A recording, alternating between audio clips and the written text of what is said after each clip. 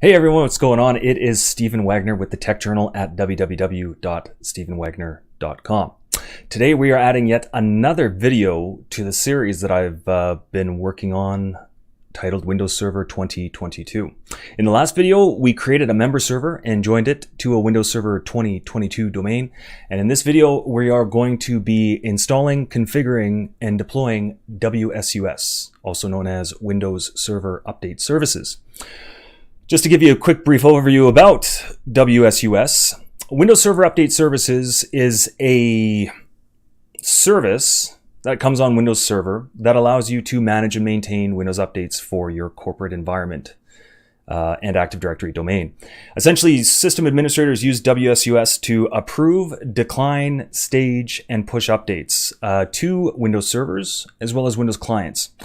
It's a really powerful service. I want to say platform or software, but it's built in. It's just a service inside of Windows Server that essentially allows you just to keep your environment up to date. It's great. I use it for customers. I use it in my own environment.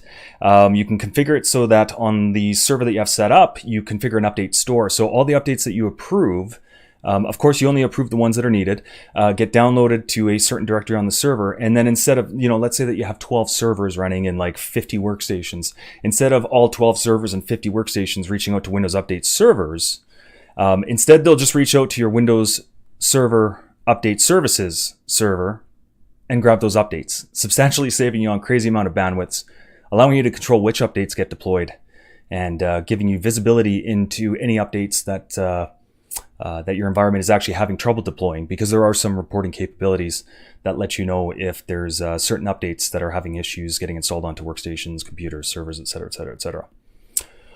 So nonetheless, let's get to it. So in the last video, I'll just share my screen here. You'll notice we have TN-SRV01. That is our Windows Server 2022 domain controller.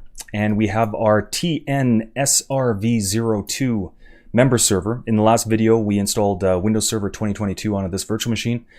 And we also joined it to the domain, configured a static IP address, and did that.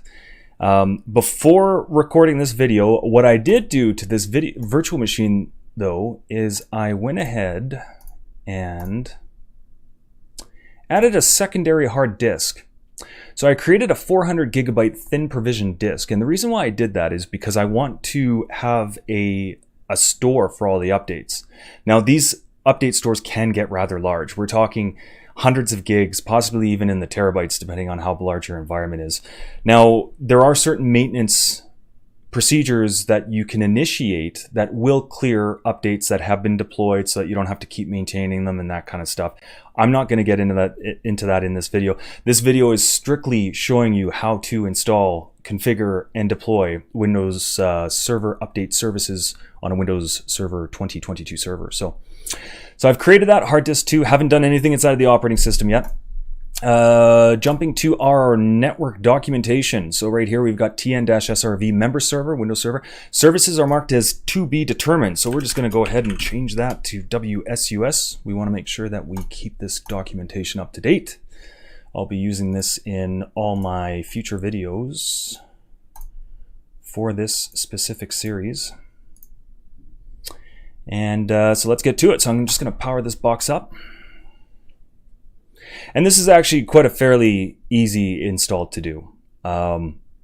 Essentially, you just add the server role, configure it, restart the server, and then you have to modify something called group policy objects on your domain controller. And what we're doing with the group policy objects is these are policies that get deployed to computers in the domain. It allows you to do central management. And essentially, using a GPO, we will be telling servers, workstations, laptops on the domain to reach out to TN-SRV02 instead of Windows updates on the internet. So we'll get to that once we do this. So we're just going to go ahead and log into this machine.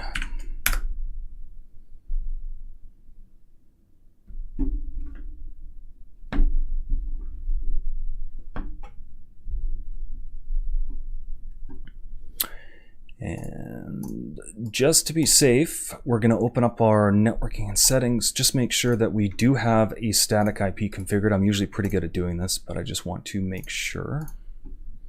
So we've got 10.11, which is fantastic.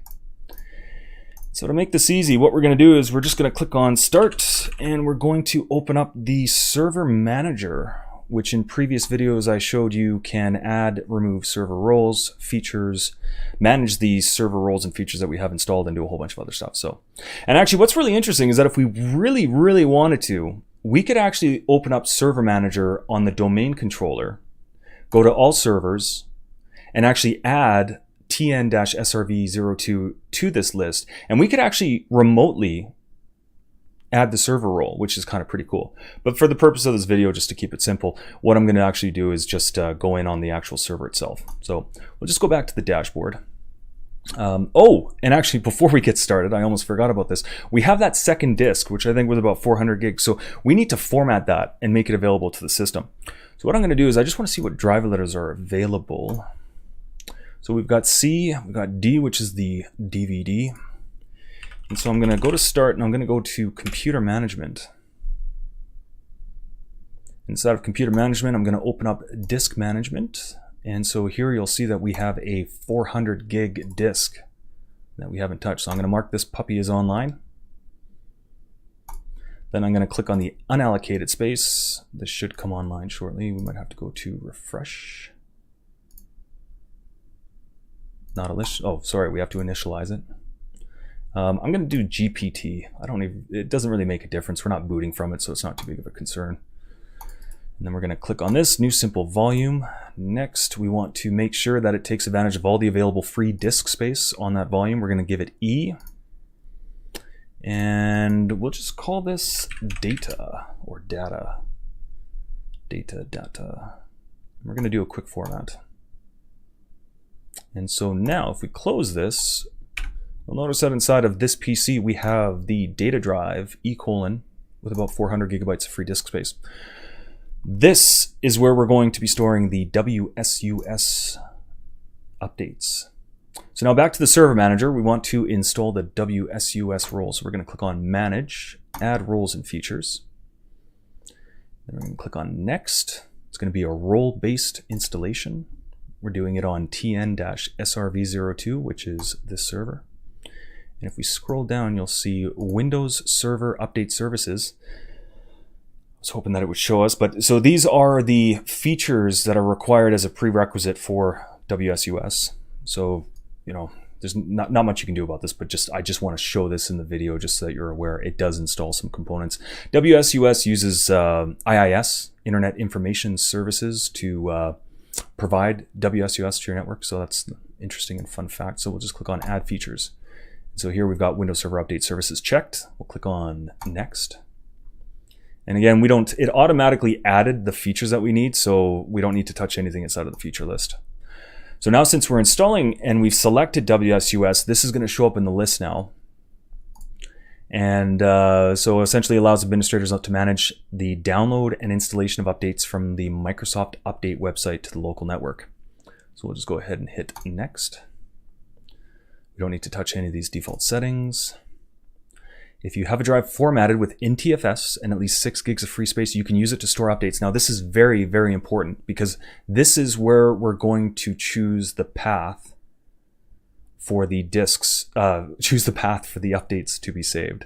So we want to make sure that we do this properly, because if we leave it to the C drive, to the default, if we don't select anything, what's going to end up happening is that it's going to fill the C drive up to the point where there's not going to be any room. And that's why we created the 400 gig disk. So, please store updates in the following location. Choose a valid local path on TNSRV or remote. So what we're going to do here is we're just going to open up the File Explorer, go to the data drive. We're going to create a new folder, and we'll just call this WSUS. And so the full path, just by clicking on the address bar here, is E:/WSUS. And so we're just going to paste that in there. And then it tells us about how it uses IIS. There's some extra options here. We don't really need to select anything because we're not touching any of this. So just to take a look at the list, we'll just go ahead and hit Next. And again, it gives us the option to restart the server once the roles are installed successfully. I don't like to do this. Again, I don't have any other software running in the background, but I don't like it when servers automatically restart themselves, just in case if you have Notepad open with notes, or you have applications running or processes running, or something's going on. So I'm not going to have that checked, but I'm going to go ahead and hit install. And so this might take a little bit of time. So what I'm going to do is I'm going to shut off the webcam and probably speed this footage up until it gets to the point where we can do something else.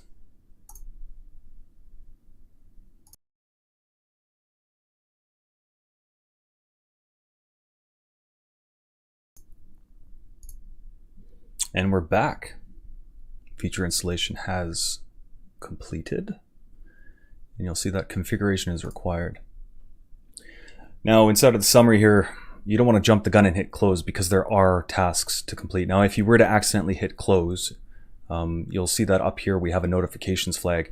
If you accidentally close the wizard, there's pending notifications. So you'd actually, for example, launch post-installation tasks. If you were to click on this flag, you'd be able to do the same from there. So don't worry too much. But if you accidentally close it, that's how you would recover it. So next up, Windows Server Update Services. Additional configuration must be performed before continuing. We're going to go ahead and launch the post-installation tasks.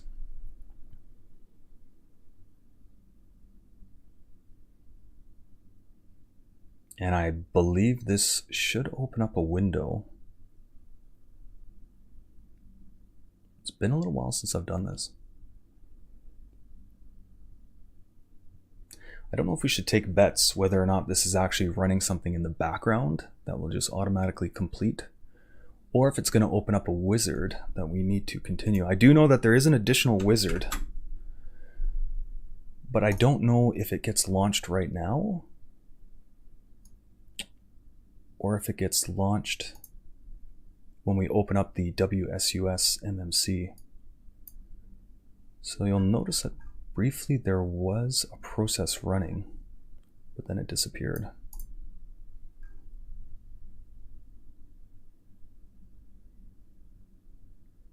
I could be wrong, but this might actually be preparing the WSUS uses SQL Express.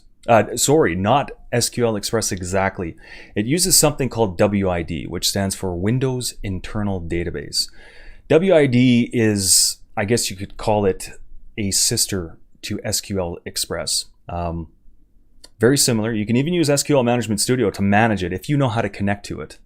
It actually, I believe it stores all the databases inside of C:/Windows/WID. And I believe that that's actually what's happening right now at this moment, is that it's preparing it. Because you'll also see that Windows PowerShell is running there in the background, which I believe means that the system is doing something.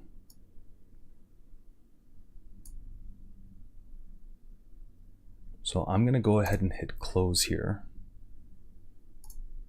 And then I'm just going to keep an eye on the task manager just for a little while longer. WSUS can be very fragile at times. You want to make sure that if you kick off a task that you give it the amount of time that it takes to complete.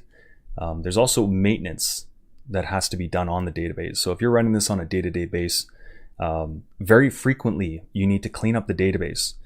There's an assortment of a couple SQL scripts that you can use, which will reindex the database, get rid of old updates. And then also inside of the WSUS MMC, you also have the ability to use a server cleanup wizard, which I recommend you do very, very frequently, because if it gets to the point, actually all the time, it gets to the point where if you don't run it and you let enough data accumulate as it's running those cleanup tasks, what's funny is that on older versions, I don't know if it applies to Windows Server 2022, but on previous versions, what would happen is that it would kick off a maintenance task and the MMC would actually time out and you would lose the connection to WSUS. And I believe that this was due to IIS. I have a couple blog posts on my blog that cover how to increase this timeout to avoid corruption, but it can actually result in corruption to the point where you actually have to reinstall WSUS from scratch, which is not fun. So again, I'm not going to get in that video, but it's just something worth noting. Do your own research, check out my blog, look for those blog posts. Just jump into the search and type in WSUS. You'll find a whole bunch of content relevant to this that'll help you deploy, maintain, and keep your environment running smooth. So I'm just going to assume at this point we don't have too much CPU usage that WSUS has completed. We're going to click on the notifications flag here. It says that post-deployment configuration has been completed. We're going to clear this out. Configuration required, which we already took care of. We're going to clear that out, and we'll go ahead and close this. Now what I'm going to do is I'm going to click on Start, and I'm going to type in Windows Server Update Services. So you can see that it installed the MMC. We're going to click on this guy. And so here's the initial configuration wizard. So it just goes in to make sure that the firewall is allowed to allow clients to access the server, connect to the internet, because you want to make sure that it has internet access to download the index of the database of Windows updates, as well as the updates themselves. And then some stuff about proxy servers. So we're going to go ahead and hit next. No, we would not like to join the Microsoft Update Improvement Program, but thank you very much. We are going to, now with WSUS, you have the ability to synchronize directly from Microsoft Update, or in larger, more complex environments, you might actually have a master WSUS server sitting at the top of a hierarchy that you actually have a number of smaller WSUS servers syncing from that upstream server. That way you have some control over to what you can approve and the updates you can cache higher up, and then have that distribute to a number of other sites. This is very handy if you have an organization with multiple locations that are separated and you don't want to have a whole bunch of traffic going over the VPN. For example, let's say that you had 2 locations. You had 100 computers at Office A, 100 computers at Office B. Now, if you had the 100 computers at Office B connecting over the site-to-site VPN, connecting to the WSUS server at Office A, that would mean that if you had one single update, it would have to replicate that update 100 times to those 100 workstations.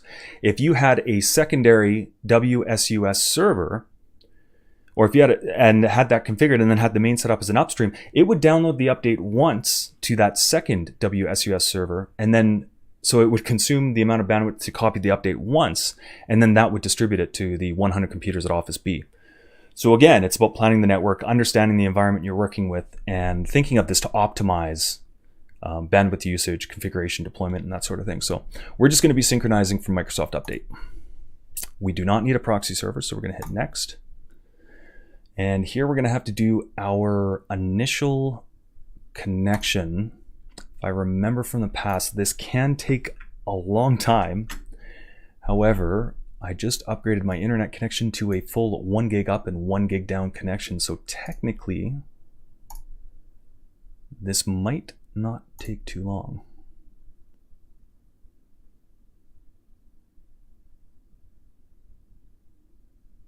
All depending on how busy Microsoft's servers are and how fast the connection is to their data center.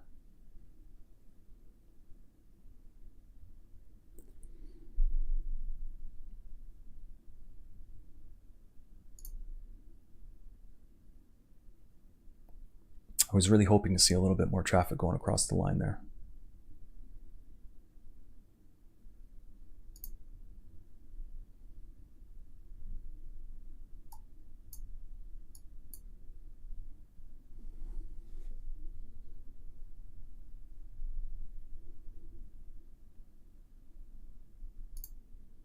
And actually what I'm going to do is I'm going to turn off the webcam and we'll speed this up so you don't have to live through it.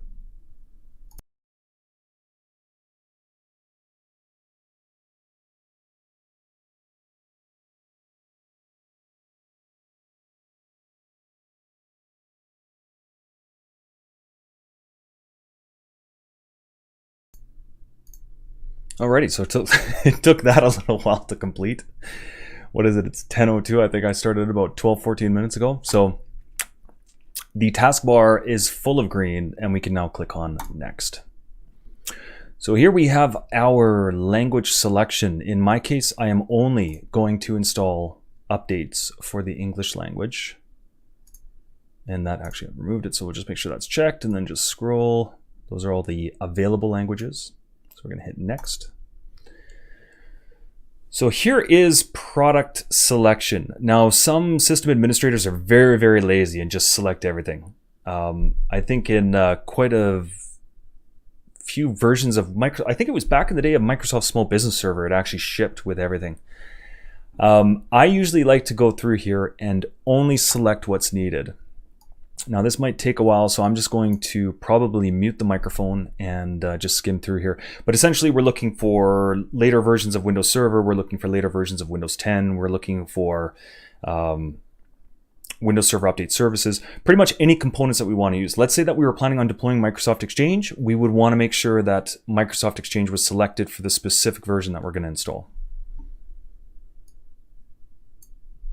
And actually, I'll just guide you through this. So we don't need Works. Oh, geez, this is a big list. So here's Windows.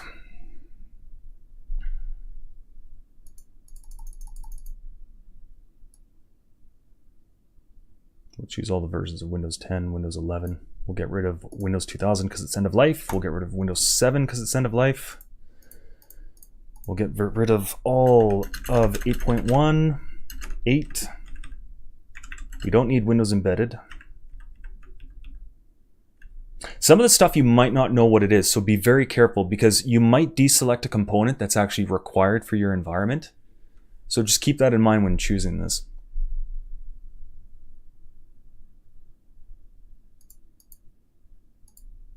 Definitely don't need updates for Windows Server 2003 or 2008 or 2012.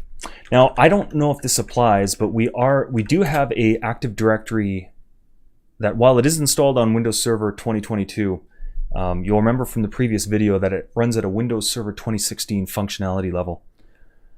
I highly doubt that we'll need any updates from Windows Server 2016, but I'm going to keep it selected as well as Server 2019 just in case. It shouldn't create too large of a payload. You'll notice there's some other things in here like Windows Server drivers, Windows Server Manager to keep the Server Manager up to date. We definitely don't need Vista, we don't need XP, we don't need Microsoft Works.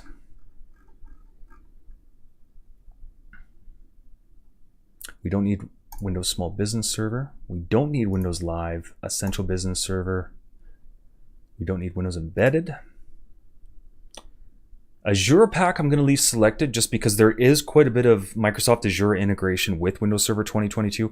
I may need this for future videos, so I'm going to leave that selected. If you're not planning on doing anything in your environment, you could probably deselect it. Windows Admin Center is another thing that I'm probably going to do a video on, so I'm going to leave that selected. Don't need Virtual Server, don't need Systems Management Server. We also don't need SCC.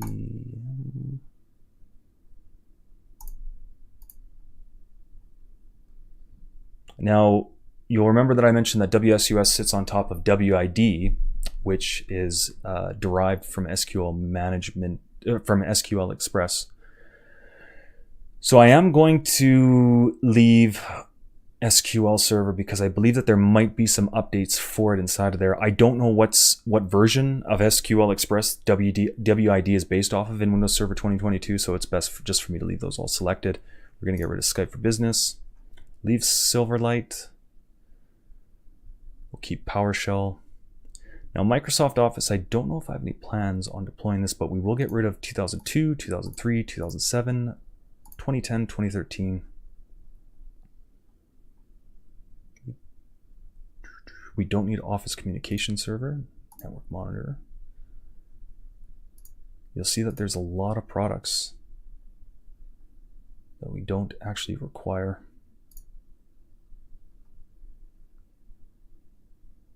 Don't need Microsoft Link. We don't Need Health Vault. I'm kind of surprised that's actually inside of there. I think they've actually end-of-lifed Health Vault.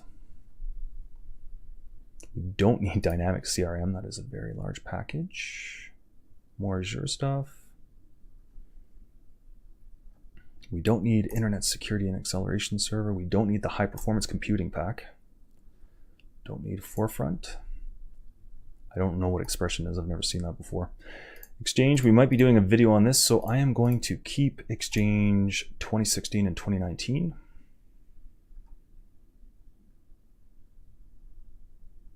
Developer tools, we'll keep that. We don't need BizTalk Server. We'll keep Bing. Probably don't need to, but we'll keep it. Azure IoT, we do not need. File sync, I might be doing a video on that, so we'll keep that. And again, I'm sorry that you have to go through the pain of watching me individually select these. Anyways, we're good to go. So now we can finally hit next. Now we move on to classifications. So you'll notice that we got critical updates, definition updates. So critical updates are going to be security updates for attacks that are 0-day or high criticality. I don't even know if that's a word. Then we have definition updates, which are going to be the definition updates for Windows Defender. Driver sets we won't use because I don't know if I want to, they're pretty large. And I've noticed in the past that Windows Server Update Services has a problem selecting the actual drivers that are required. I think I tried it a couple times, and for some reason it was telling me that a specific machine needed a ton of drivers, and it didn't. And it really screwed things up, and it downloaded some very large packages. So we're going to skip drivers, we're going to skip driver sets. We are going to select feature packs. We are going to select service packs, tools, update rollups, and updates. So we'll hit next. Now here is the sync schedule, which schedules WSUS to reach out to Microsoft servers and re-download that index of updates. So keep in mind that this doesn't actually download updates. If you have any automatic approvals, then it will automatically download those after the synchronization is done. If it detects new updates, it'll download it. But this is strictly just for the index of updates. So we're going to have this go automatically, and we will set it for 3 a.m. every morning. And actually, let's do 2 synchronizations per day. These synchronizations can be very large, so if you split it up, it'll free up the resources of the system quite a bit. And then, of course, we're finished the wizard, and so we have the option to do the initial synchronization. Now, keep in mind that this probably will take some time, and I think that this will actually be a very large payload. This is just, again, the index of the update. So we'll hit next. We check that box, begin initial synchronization. We hit next. And then, of course, we hit finish. And so here we have the Windows Server Update Services, MMC. We'll expand the server name. So from the overview on the left, you'll see the server, you'll see the updates, all updates, critical updates, security updates, WSUS updates. You'll also see computers. Now, no computers know how to reach out to this WSUS server as of yet. Once we configure the GPOs, the group policy objects, and deploy those, and they take effect on the machines, whether it be a Windows server or a Windows 10 workstation. Once they learn how to reach out to the WSUS server, when we go in here, we'll actually be able to go to computers, status, any, refresh, and it'll actually show us the computers that have reached out to the server. You'll also notice that we have downstream servers. So if this was an upstream server, in this list, we would actually see downstream WSUS servers, going back to that example that I was talking about earlier with the second Office B with 100 computers. And here we've got some information on synchronizations that you can use for troubleshooting, and there's also reports that you can run. And then finally, we have options. And so everything that we configured in the initial wizard, you can find inside of options here. So we can go in here, we can update the source, we can change it to an upstream server, Microsoft Updates, we can configure a proxy server. We can also change the products and classifications. We can see the update files and languages. We can change the synchronization schedule. You can also configure automatic approvals. Now, some system administrators like to do this. I don't like to install any updates that I don't know what they are, especially because there was a couple years back where there was a few Microsoft updates, Windows updates that caused some issues. So in my case, I did not have automatic approvals enabled, which means that I was actually able to go in and select the problematic updates that were actually killing some workstations and decline them to stop them from getting installed onto the systems. This saved a huge headache for me, especially when I was managing, I think, around 400 systems across 6 different clients. So now if we go to, you'll also notice that we have computers and the server cleanup wizard. This is the cleanup wizard that is very, very, very important to run on a regular basis. I'm not going to click on it just because I believe that the system is doing its initial synchronization. But there's about 6 or 7 different options where you can clean up computer data, you can clean up update data, you can remove superseded updates, you can remove updates that aren't required anymore, and that sort of thing. We also have reporting rollup, email notifications, the Microsoft Improvement Program, and some personalization. So what we're going to do is we're just going to click on the server TNSRV02. And you'll notice this is the main panel that you'll always be looking at. And you can see that synchronization status is running. It's sitting at about 10%.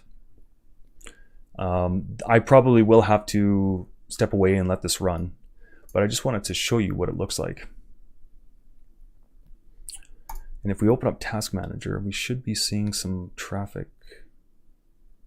No, we're not. Actually, while we do the initial synchronization, let's jump over to the Active Directory server and configure the group policy object to point computers towards the Windows Server Update Services server. Now, you'll notice that we jumped onto TN-SRV01, which is our domain controller. So we're just going to log on here. And so what I'm going to do is I'm going to open up Start, and I'm going to go to Group Policy Management. Now, I always use these shortcuts where I just click in Start and type in the first couple letters of the words. But again, you can either do this method, or you can click on Start and go to Windows Administrative Tools, and then you'll notice that it's also listed inside of here. So I always cheat and do the shortcut, but you can do anything. And actually, if you go in this way, you can actually see what other MMCs are available. So we'll just open up Group Policy Management.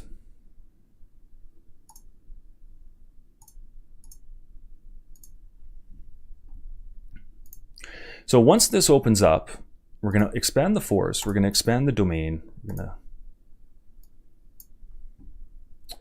So this is the general view of the GPO MMC. So we have our default domain policy. We have a folder that contains all of our group policy objects.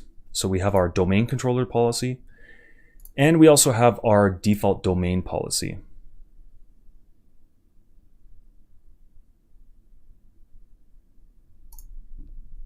And so now I've seen some really sloppy system administrators just go into the default domain policy and assign it there. Typically, you do not want to do this. What we're going to do is we're going to go to group policy objects, and we're going to right click and create a new policy. And we're going to call this WSUS GPO.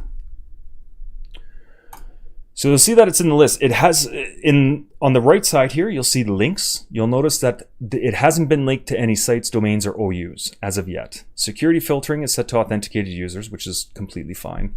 And if we go to settings, this is a report of all the settings configured. You'll notice that we actually have no configured settings, again, because it's brand spanking new. So what we'll do is we'll just right click on WSUS GPO, go to Edit. We're going to maximize this window. And I believe if we go to Computer Configuration, Preferences, and geez, I thought I had it on my other window here.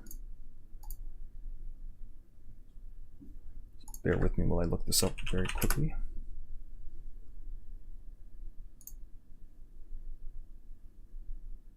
It's always fun trying to find the location of certain group policy object configuration. So Computer Configuration, Preferences, oh no, sorry, it's under Policies, Administrative Templates, Windows Components, and then I think we sneak down to Windows Update. And so here's all the settings and the tunable items for Windows Update. So now there's, in my environment, there's actually quite a few configuration options I've changed. The big one is, what we want to do today is just have the clients reach out to the WSUS server. And so to do that, we are going to look for something that starts with S. So we're looking for specify intranet Microsoft Update Services location. And so when we open this, you'll see that it's not configured, which means that it's set to default. In a default environment, Windows Update will just connect directly to Windows Update or Microsoft Update. We're going to double click on this. We're going to go to Enabled. And this is where we actually specify our options for what we want to do. So set the intranet update services for detecting updates. Now what we're going to do is, we haven't done any special configuration. So technically, in a perfect world, if you're doing a production deployment, you would want to enable SSL, assign an SSL certificate, and have all the WSUS traffic going over SSL. Now, there's no username and passwords. It's strictly update information. So to my knowledge, and feel free to correct me in the comments of this video, but there's nothing that's really too security sensitive that goes across this line, with the exception of the data showing how out of date certain computers are. Now, I don't know how often this type of information gets intercepted. I've never heard of an incident. I'll leave that up to you. But technically, in the perfect world, you would want to have SSL, but you might probably be able to get away with not using it. So I'm just going to type in http:// and then we're going to type in tn-srv02. And the default port is 8530. Now, if it was running over SSL, it would be https://tn-srv02, and the port, instead of 8530, it would be 8531. And then what we're going to do is we're going to copy and paste this to the Internet Statistics server. And then we don't need an alternative download server. I don't think we need to configure any of these other items. And it's just configured to use the system proxy. We don't need a proxy, but we'll just leave that to default. So we're just going to go ahead and hit apply and hit OK. Now, I'm just looking through my list here. I just want to make sure that there's nothing else important. So there's a couple other things that you could take a look at if you want to. So if we jump into, there should be one called Configure Automatic Updates. So I'm not going to touch any of these settings in this video, but if you did want to, you technically could at the same time jump in here. You could enable this GPO tunable. Configure automatic updating. Actually, let's do this. So we're going to set it to auto download and notify for install. And it's going to check every day at 3 a.m. We're not going to install during automatic maintenance.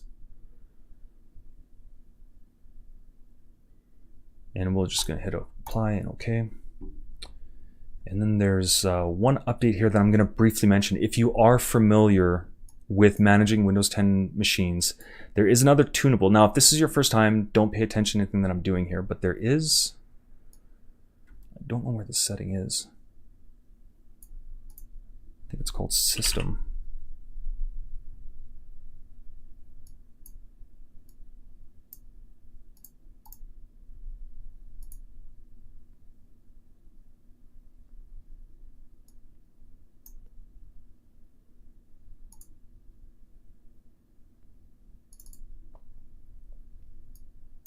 So now, when you do a fresh install of Windows 10, there are components like language packs, voice and speech packs.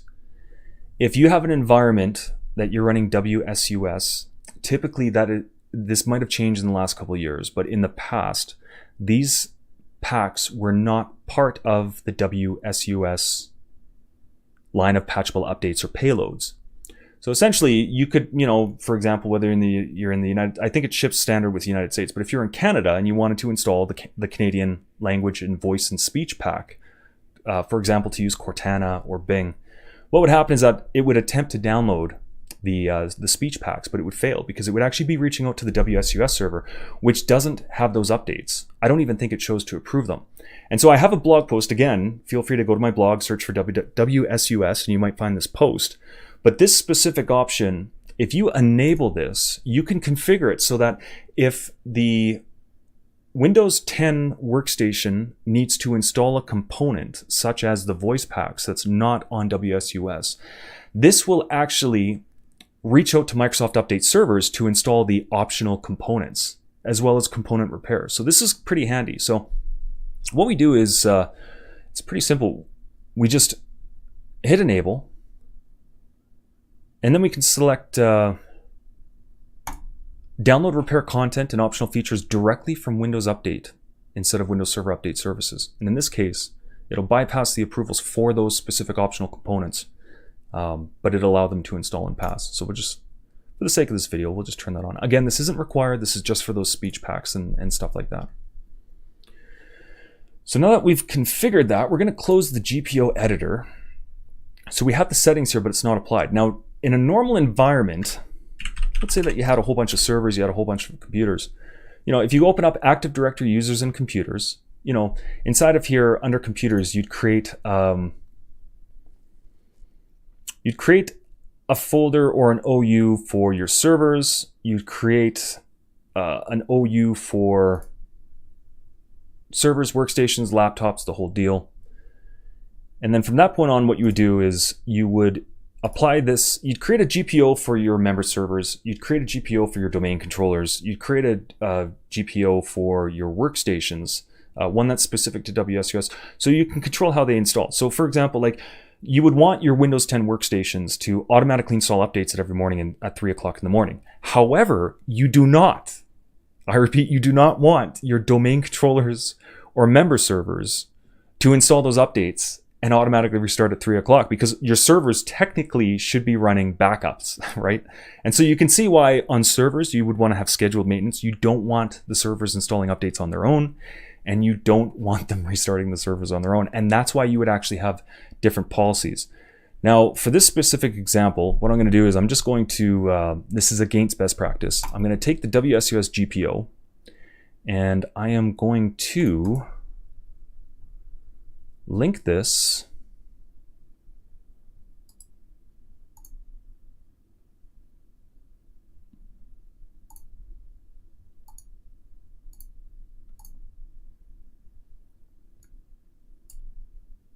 So I just drag and drop it over to stephenwagner.com, and this is going to do a blanket over the entire domain. So here it says, do you want to link the GPOs that you have selected to this domain? So we're going to hit yes. So now you're going to see that stephenwagner.com, it has the default domain policy applied to it, as well as the WSUS GPO. Now on the right-hand side, you're also going to see the status here. Link enabled, yes. Security filtering to authenticated users.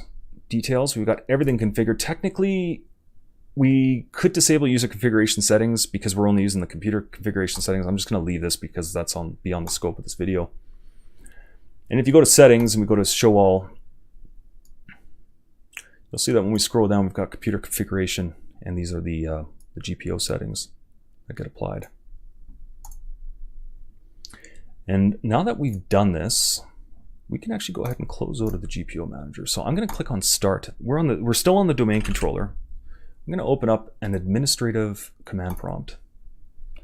And in here, I'm going to type in gpupdate/force. And what this does is this tells the system that you run this command on to do a group policy update and force those settings. Sometimes it'll tell you that a restart is going to be required, other times that it's not. You can see in this case that it's not. So I'm going to hit exit. And technically now, the domain controller, if we go to Windows Updates, you'll notice now that it says some settings are managed by your organization, and that's actually because of those GPO settings. And actually you can see right here, policies that are set on the device intranet update service for detecting updates has been set. Download automatically, set automatic update options. So you can tell that these settings took effect.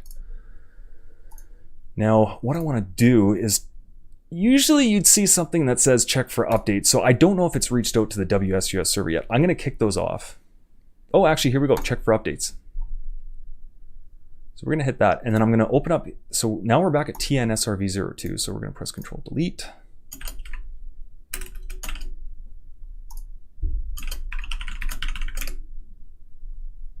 And you'll notice that it's still synchronizing. We're at now 14%.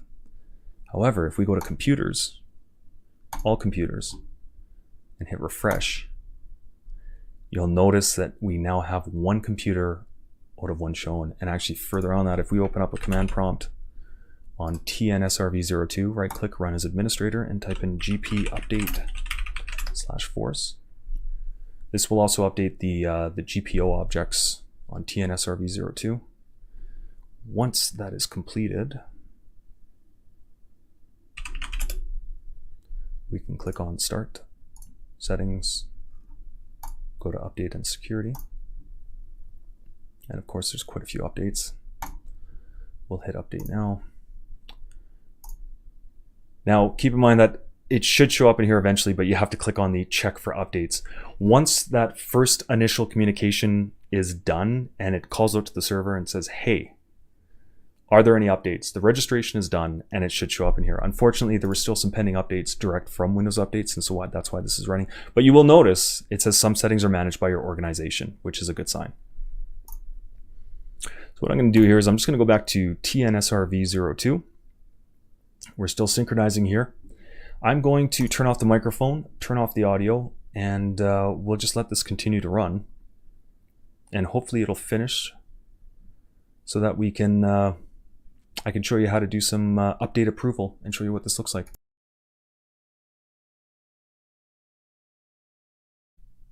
And I'm back.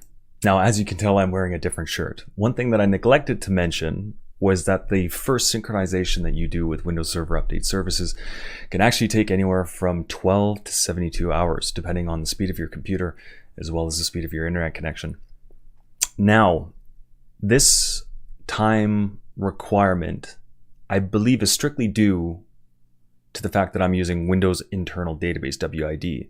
There are limitations. Again, it uses SQL Express. So even if you have 6-8 cores, I think it can only use a certain amount of CPU cores, and they do this for licensing reasons.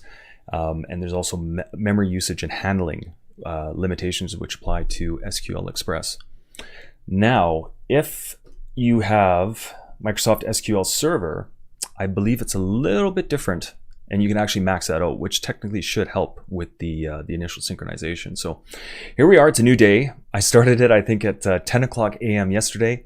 And as you can see with me sharing the desktop down here, it's reporting that the last synchronization completed at 3:14 a.m. this morning. So that actually took quite a bit of time.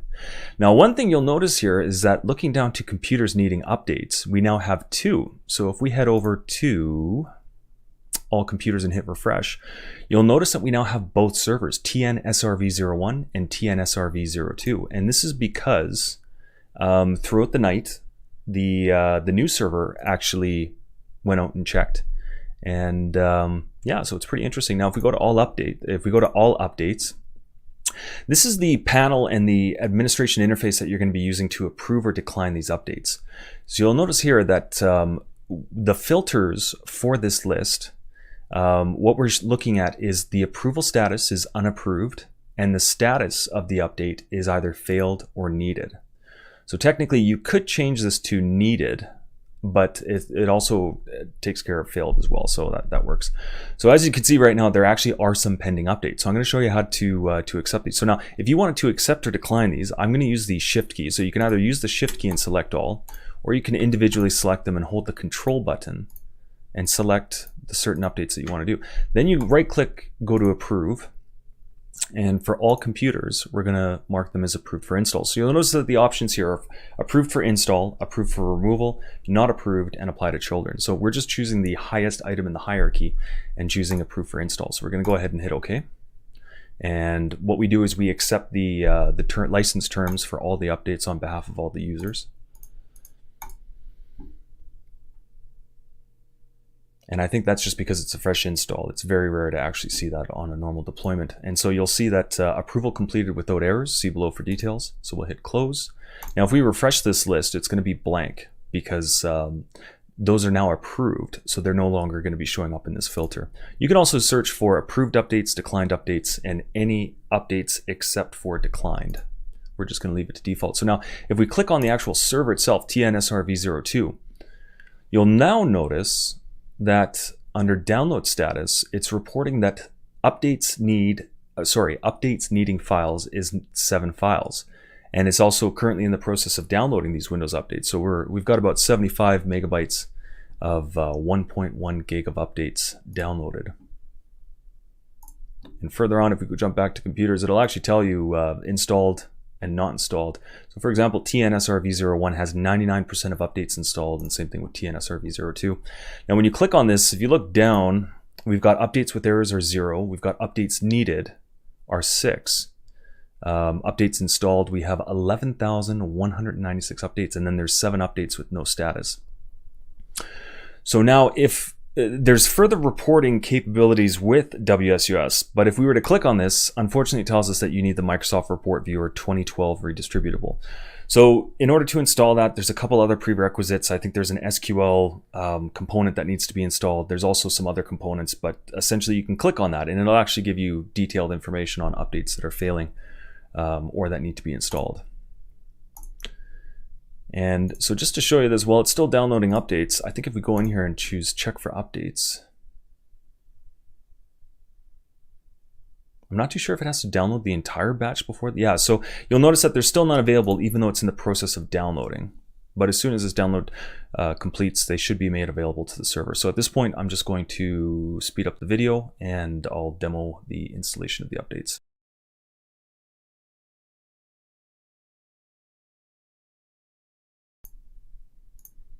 And we're back. So now you can see that the last synchronization result has succeeded. There are 0 files remaining required. And so now we'll just go back to Windows Updates and we'll hit check for updates. And now there can be a delay after the files are downloaded, because what happens is that there's a number of changes that have to go into the WID database to make the updates available. So even though the files are downloaded, sometimes the updates might not be immediately available. In our case, you'll notice that we had 2 updates available there, and now we've got Microsoft Silverlight available.